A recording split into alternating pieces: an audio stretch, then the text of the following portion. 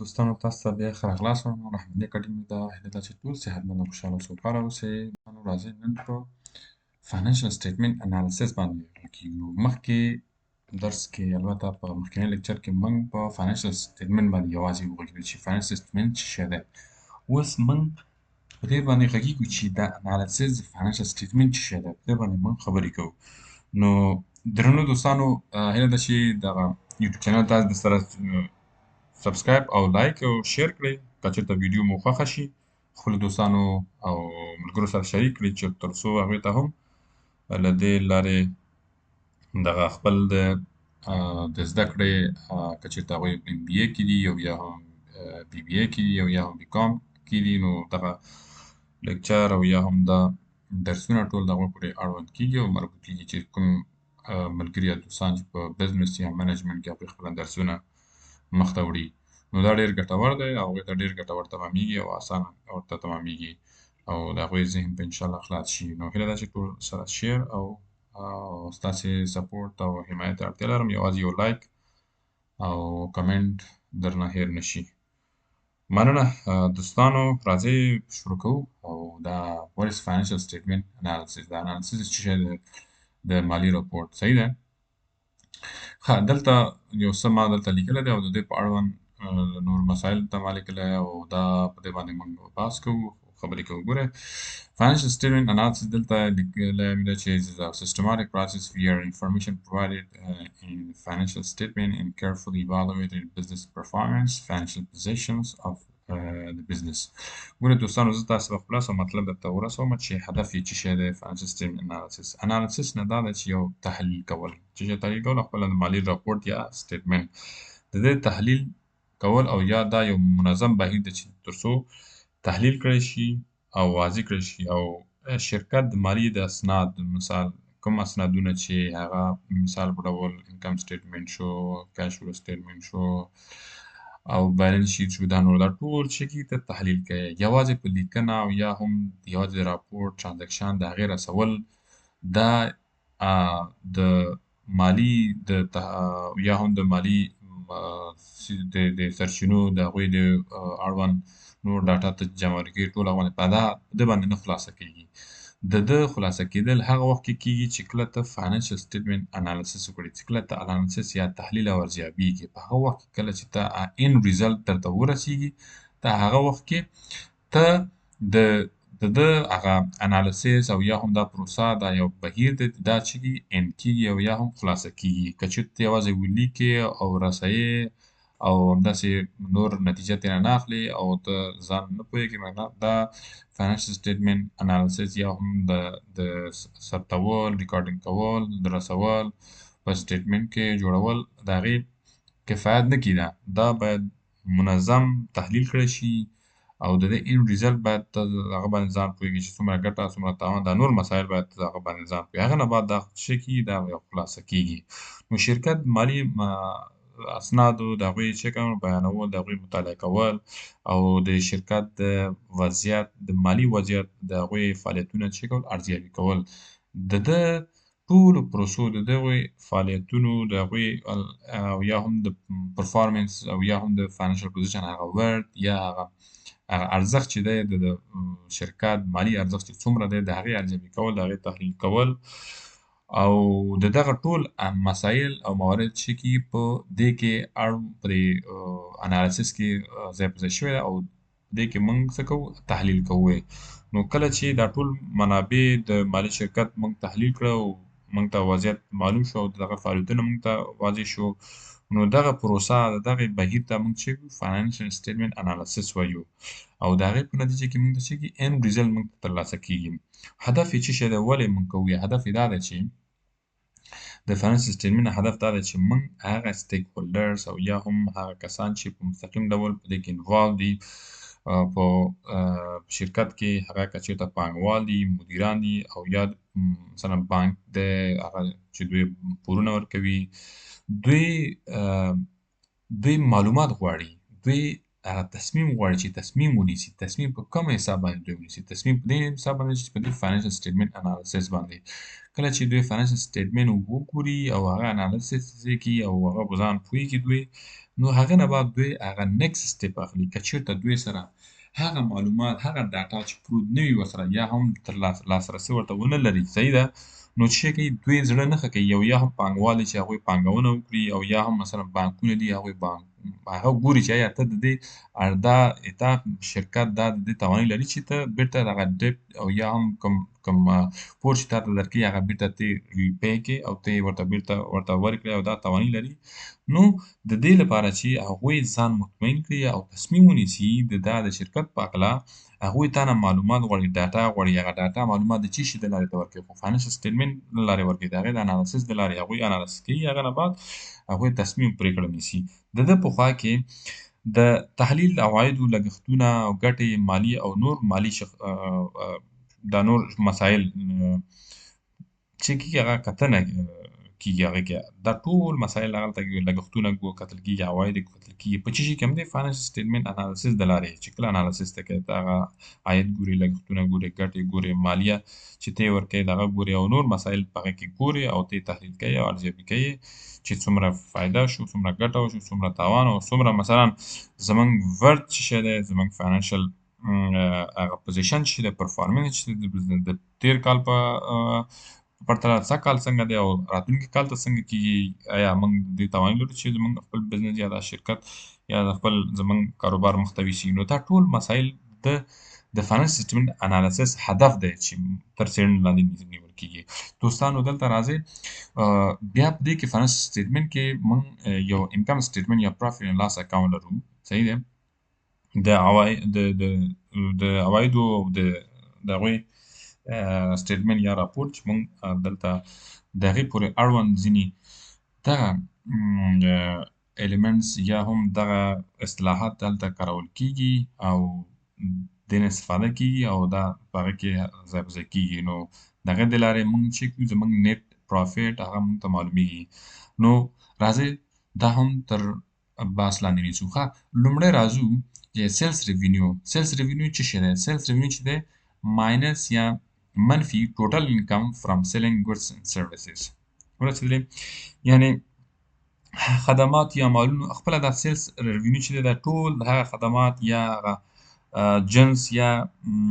هغه سروس یا خدمات جنس چې ته یې څه کوې د هغې د پلور په نتیجه کې ته هغه کوم عواید ترلاسه کړي هغه مجموعاً بدون له دې چې مثال نور مصارف ته جمع یې کړې هغه ټوټل عواید چې ته ترلاسه کوې د یو شي د خرڅلاو نه یا خدمات د وړاندې کولو وروسته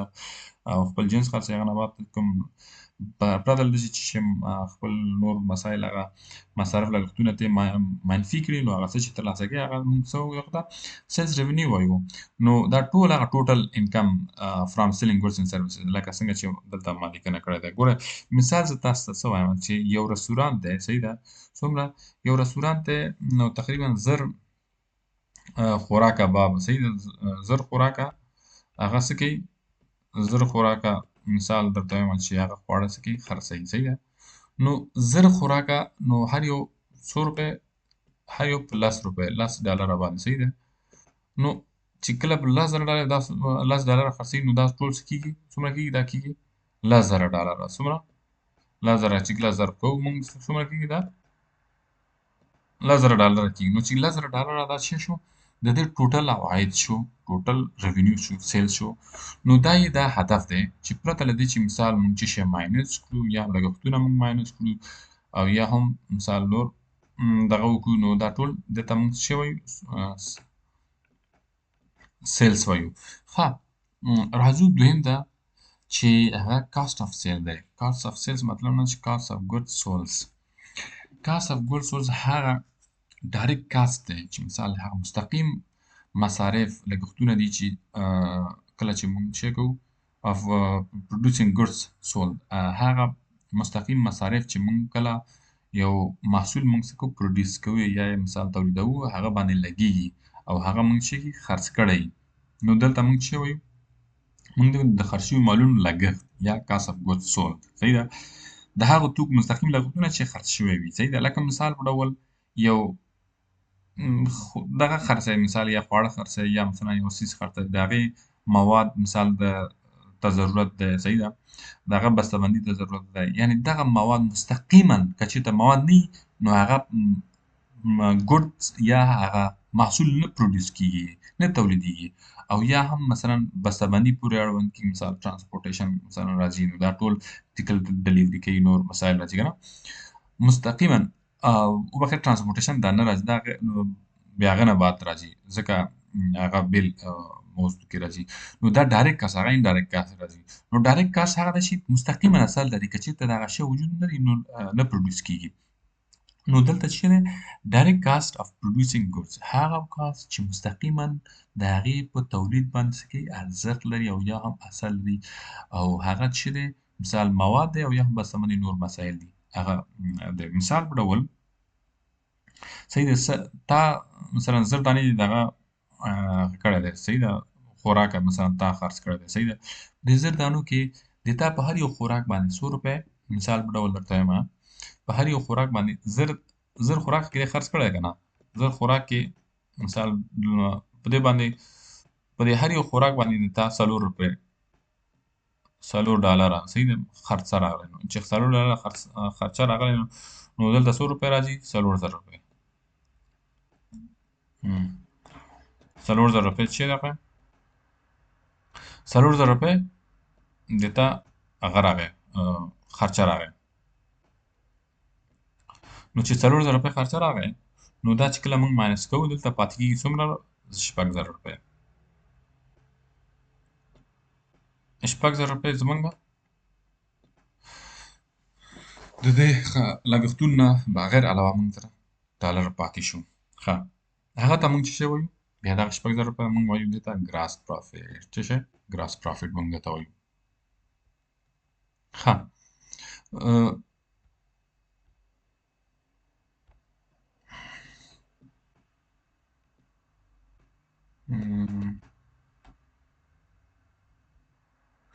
ښه دوستانو موږ په ده باندې غږېږو اوس چې ده باندې خو پوه شلې چې لګښتونه یا هم هغه د کاست اف سیلز باندې یا کاست اف ګډز سولز باندې ډایرکټ کاست اف پروډیوسینګ ګډز سول لکه څنګه چې ما ویل بیا راځو ګراس پرافیټ ګراس پرافیټ از ایکوال ټو سیلز ریونیو ماینس کاست اف سیل هغه مخکې ما درته ویل که نه لکه مثال په ډول سیلز ریونیو زموږ څو دی سیلز ریونیو دی او ماینس کاست اف سیل سیلز ریونیو موږ ماینس کوو صحیح ده ګراس پرافیټ او له سیلز ریونیو نه موږ څه کوو کاست اف سیلز موږ ماینس کوو مثال ما درته ویل چې زمونږ کاست اف سیلز څومره راغلی و 4000 روپۍ 4000 روپۍ چې کله 4000 روپۍ راشي نو 4000 روپۍ نه موږ چې مثال 4000 روپۍ کاست اف سیل و نو دې نه 4000 روپۍ نه چې 4000 روپۍ چې موږ ماینس له کوم ځای نه کړو له 10000 نه البته 10000 نه چې ماینس منفي څو کړو 4000 نو دلته موږ ته څومره پاتې شو 6000 روپۍ نو دلته پاتې شو 6000 روپۍ موږ ته نو دا 6000 روپۍ زموږ چې دی ګراس پرافیټ شو راځو اپریټینګ ایکسپنسز دا چې اپریټینګ ایکسپنس څه شی دی ګوره دلته موږ خپله موږ وایو چې کله چې موږ بزنس شروع کوو نو بزنس زموږ یو نوه دغه ته اړتیا لري صحیح دی او زموږ بزنس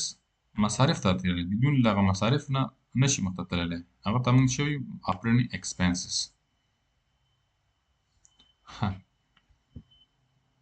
ښه دوستانو دا شو چې اپریټینګ ګراس پرافیټ هم شو او اوس اپریټینګ ایکسپنس اپریټینګ ایکسپنسز چې دی رنټ شو سیلریز شو یوټیلیټیز شو او ایڈمنسټریشن ایکسپنسز هدف یې دا دی نو د نه هدف څه شی دی هدف یې دا دی چې ورځني لګښتونه لکه کرایه ما درته ویلې معاشونه کار او داسې نور دا ټول دغه مصارف راځي نو دې ته موږ مجموعي د دې دا ټول موږ جمع کوو بیا مجموعي لګښتونه راځي مثال رنټ شو مثال په ډول زه تا ته وایم چې 1000 ډالر سیلري شو مثال 2000 ډالر یوټیلیټي شو صحیح دی مثال 1500 ډالر او ایڈمنسټریشن کاست شو مثال 200 ډالر صحیح دی دا ټول سره مجموع کوي جمع کوي هغه ټوټل ته چې موږ وایو operating expenses. ها راځو operating profit څه شی دی؟ operating profit چې دی دا دته موږ وایو چې operating expenses نه هدف دا دی چې کله موږ دغه د EBIT interest before earning before interest and tax دا هدف ته د operating expenses. نو دلته موږ څه کوو؟ په دې کې موږ چې کله موږ interest او بخې earning before interest and tax کې راشي نو د ګټه مخکې له سود او مالیې څخه earning before interest and tax ګټه مخکې له سود او مالیې څخه صحیح ده هغه څنګه ترلاسه کیږي نو ګراس پروفیټ خو موږ لرو صحیح ده موږ ګراس پروفیټ دا ټول شامل دي نو ګراس پروفیټ نه موږ څه کوو دا د operating expenses موږ څه کوو ماینس کوو منفي کوو operating expenses صحیح ده موږ کله چې منفي کړه نو دلته موږ ته څه ترلاسه کیږي دوستان ګوره operating profit ته موږ earning before interest and tax هم ورته وایي صحیح ده دی د بل هغه دی مقصد یې دی operating profit ده نو دلته موږ څه کوو دنه چې موږ څه کوو کله چې موږ له ده څخه چې ماینس کړو profit before interest and tax کله چې موږ څه کوو دا ماینس کړو صحیح ده operating نو کله چې موږ دا ماینس کړو مثال په ډول موږ سره شته دی 100 روپۍ موږ سره شته لکه د دې ټول مصارف ته دغه interest salary utility administration expenses د دې ټول مصارف شو 3500 صحیح ده operating expense نه نو دوستانو موږ په کله چې موږ operating expenses صحیح ده rent salary utility administration expenses موږ جمع کړ ټوټل موږ ته راغی څومره مثال 3500 څومره د دې مصرف شو 3500 نو 3500 د ټوټل مصرف شو او راغلو اوس زموږ ګراس پروفیټ څومره 6000 روپۍ صحیح ده 6000 ډالر نو دلته موږ operating profit چې کله موږ پیدا کوو او کله چې موږ د وغواړو چې مثال موږ پیدا کړو نو څه کوو لومړی نو د دې لپاره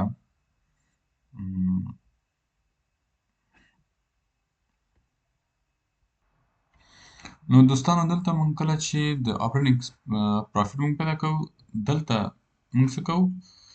دغه operating expenses rent salary utility charges and expenses دا ټول موږ څه کوو موږ منفي کوو ماینس کوو له کوم ځای نه له